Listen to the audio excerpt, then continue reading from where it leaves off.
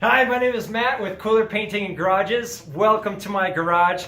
Today I just wanted to introduce what kind of door we have to offer through Raynor and also give you some valuable tips for how to winterize a garage door for this upcoming winter.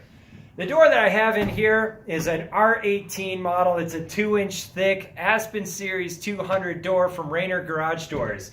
Comes with nylon ball bearing rollers, which makes it super quiet.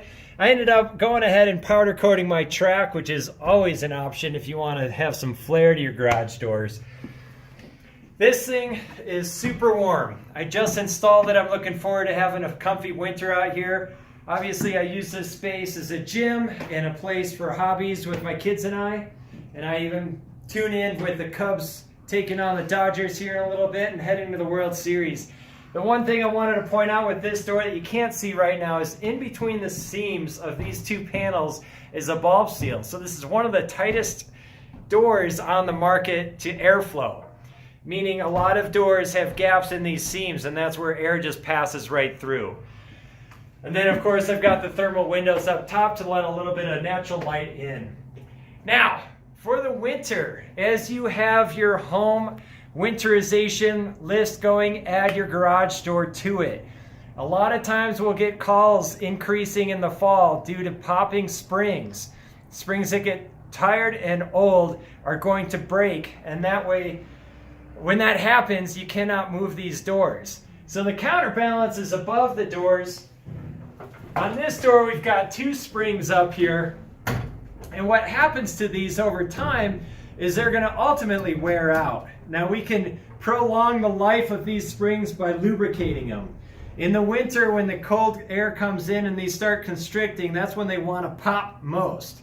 And so if we can be preventative, we can get a good lubricant spray. This is a non-silicone type of material, and you just kind of spray these springs down, being generous, but not to the point where it's going to drip off and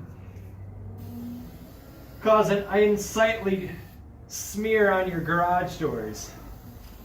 That act alone of simply lubricating your springs is going to prolong the life of these springs. It's going to reduce the friction as these things coil in and out when the door opens and closes. Now the other piece that can be done is to come in and lubricate each moving part. We can lubricate the bearings of each roller and then lubricate the pivot points of each hinge.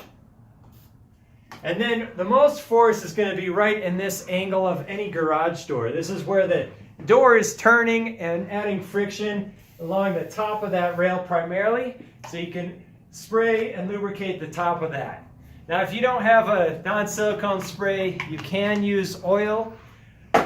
Back in the day, people used diesel vehicle oils on these springs. It gets really messy. So just know that before you head out. But lubricate your door, put it on your winterization list, and it'll prolong any need to call Kooler for a popped spring or other maintenance. Thanks for tuning in.